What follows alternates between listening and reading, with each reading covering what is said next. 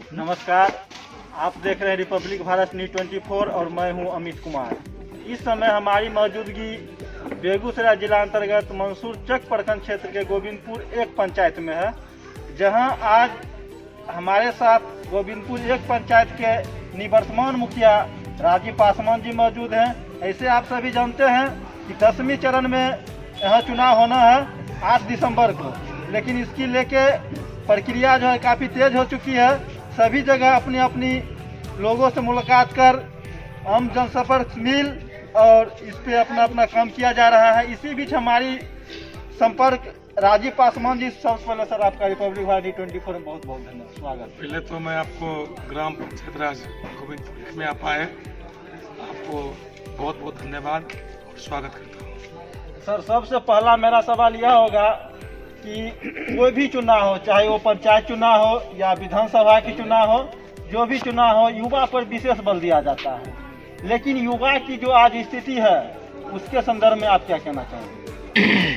देखिए, मेरे भारत में 85% युवा हैं, लेकिन मैं सत्ता दल धारी की पार्टी में होते हुए काफ़ी दुखी से बोलना चाहता हूँ कि सिर्फ युवाओं की बल पे सारे स्लोगन नारा लिखाता है, लेकिन जो होनी चाहिए, बेरोजगारी दूर होनी चाहिए, उद्योग लगनी चाहिए, ITI कॉलेज खुलनी चाहिए, वह नहीं खुल रहा है।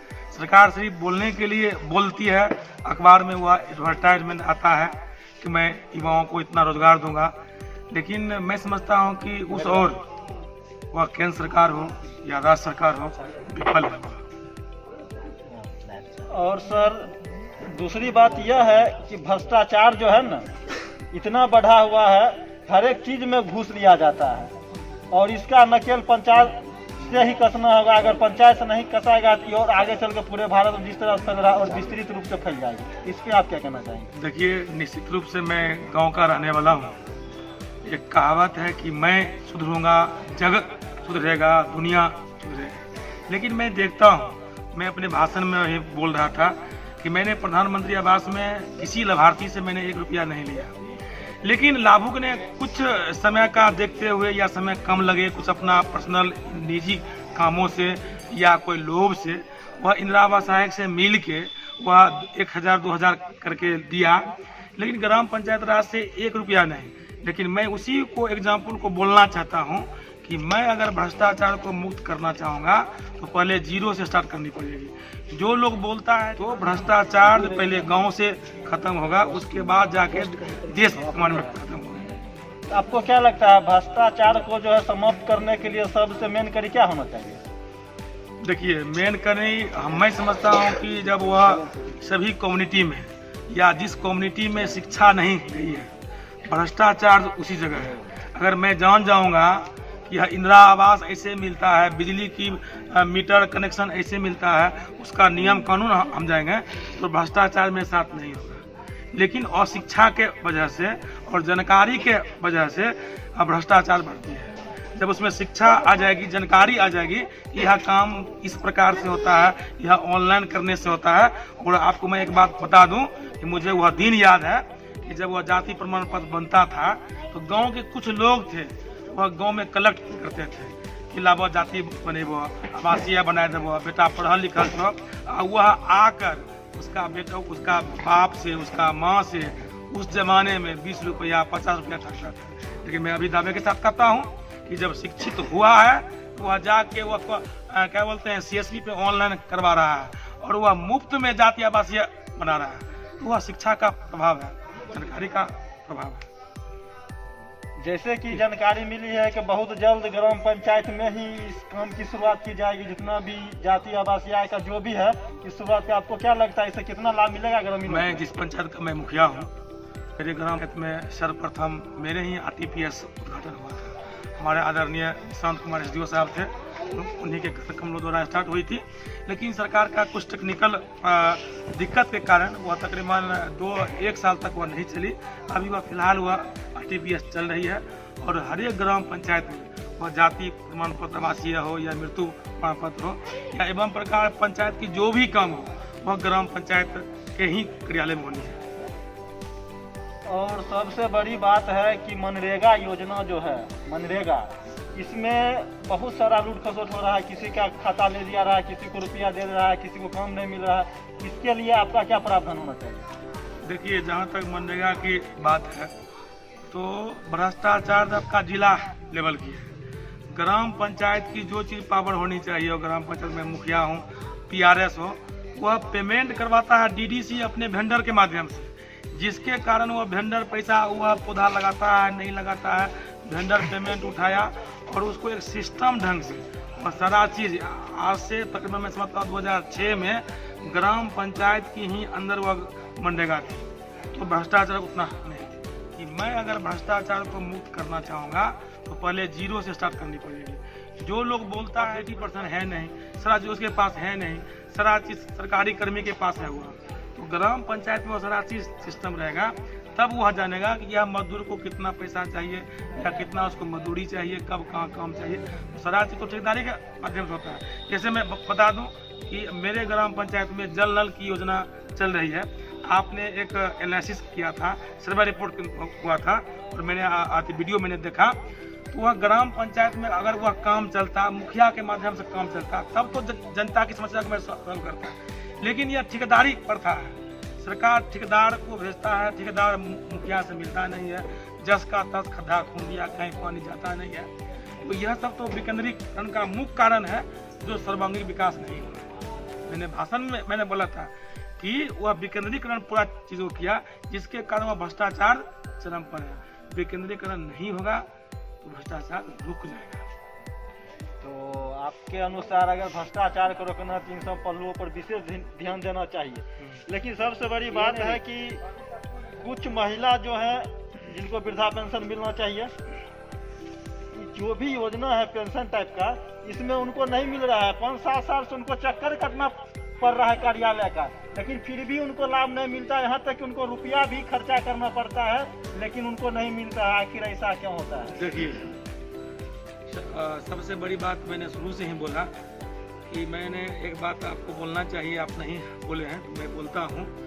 कबीर अंत्येष्टि की राशि जो कि सभी पंचायत में 80% गरीब लोग ही बचते हैं और 20% ही जो मिडिल मैन जो ठीक ठाक अवस्था में है। तो कबीर अंत्येष्टि की राशि ग्राम पंचायत में ही एडवांस राशि रहती थी कि कोई अगर मरा तो मुखिया जी जाकर 3000 दे देंगे। लेकिन मैं बता दूं कि आपने डिजिटल इंडिया के अनुसार लोगों को शिक्षा नहीं दिया। अभी एक गरीब आदमी मर रहा है, उसमें नियम है कि मृत्यु प्रमाण पत्र बनाओ, उसके नाम शपथ पत्र बनवाओ, फिर पोर्टल पर चढ़ाओ। इतना प्रक्रिया करने के लिए उसके पास नॉलेज नहीं है। और ग्राम पंचायत में इस चीज़ को होनी चाहिए जो कि आम दुकान पर कर दिया हुआ, जिसके कारण वो पोर्टल पर चढ़ नहीं रहा है और पेमेंट उसका नहीं हो रहा है। दूसरी चीज़ कि वृद्धा पेंशन की आपने बात किया, वृद्धा पेंशन आपका बहुत सारे ऐसे हैं लोग जिनका नाम जुगेश्वर है, तो उसका हिंदी मीनिंग हो इंग्लिश मीनिंग हो, तो वोटर ID कार्ड में कुछ और है, आधार कार्ड में कुछ और है। आपने देखा होगा या सुनता भी होगा कि एक आधार कार्ड ठीक कराने के लिए लोग लाभार्थी, तो आपने तो सारा कर दिया डिजिटल इंडिया, लेकिन अभी हम सारे मानव जो है, मैं समझता 80% हम लोग उसी युग में जितने लोग मरता है तो पता है मुखिया लाइए कैसे, लेकिन वैसा है नहीं। मैं पोर्टल है, वृद्धा पेंशन मुखिया जी पास करते थे, अब ऑनलाइन आप कीजिए। ऑनलाइन किया, 5 दिन RTPS लगाया, कोई फॉर्म भरा, पैसा अटक लिया, मुखिया जी का पास।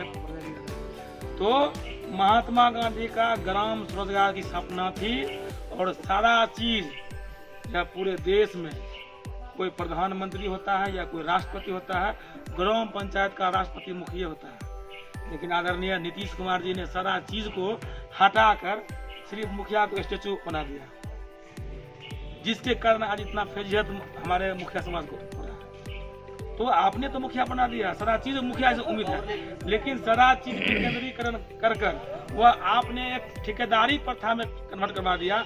और मैं चाहकर भी, अब किसी कोई गरीब आदमी है, अगर उसका प्रधानमंत्री आवास में नाम नहीं है तो वह ग्राम पंचायत का पावर नहीं इसको इंदिरा आवास।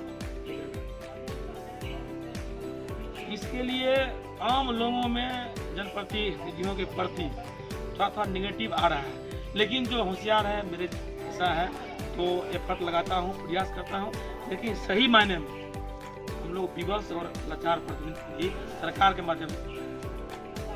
तो इस बार जो है पंचायत चुनाव में आपका मुख्य उद्देश्य क्या होगा?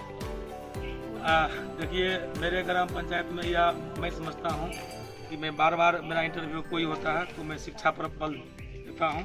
आपने देखा भी होगा, शिक्षा के माध्यम जो हमारे बच्चे इंटर या फर्स्ट करते हैं मैं उसको प्रेरित भी करता हूँ समय समय पर।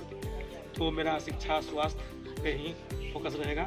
और छूटे हुए परिवार को प्रधानमंत्री आवास में जुड़वाना और पुनः जोड़ने के उपरांत उनको प्रधानमंत्री का आवास दिलवाना, यह सब मेरा मोटा मोटी काम है। और लेकिन मेनली शिक्षा स्वास्थ्य काम है। बहुत बहुत धन्यवाद। हमारे साथ मौजूद थे अभी गोविंदपुर एक पंचायत के मुखिया राजीव पासवान जी, जिन्होंने हमारी सारी सवालों का जवाब एकदम सही रूप से दिए हैं। इनके लिए इनको बहुत बहुत धन्यवाद। हमारे सम्मानित गुरुदेव शमशेर आलम जी, मेरे गार्जियन अधिवक्ता वकील साहब, मास्टर साहब उपेंद्र जी, नंदूराम जी, रामदेव पासवान जी एवं ग्राम पंचायत राज गोविंदपुर एक से आए हुए तमाम साथियों को राजीव की ओर से प्यार भरा प्रणाम नमस्कार करता हूँ। साथियों, मुझे पता था नहीं कि राजनीति क्या होता है, लेकिन मेरे दादाजी, मेरे पिताजी और मैं कुछ न कुछ मेरा ब्लड का प्रभाव था। 14 में उन्होंने आकर प्रपोज किया और मैंने अपने पत्नी को पंचायत समिति पर से लड़ाई। उस समय में मेरी अपनी पहचान ओनली 4 वार्ड नंबर 5 तक ही था, लेकिन शमशेर जी के वजह से मेरी पत्नी को मात्र 21 मतों से वह हारी थी और 400 कुछ वोट लगे। मुझे लगा, दिलचस्प हुआ। और किसी को ह्यूमन नेचर होता है, मानव में एक आदत होती है कि जो चीज़ सीखने की ललक होती है तो सीख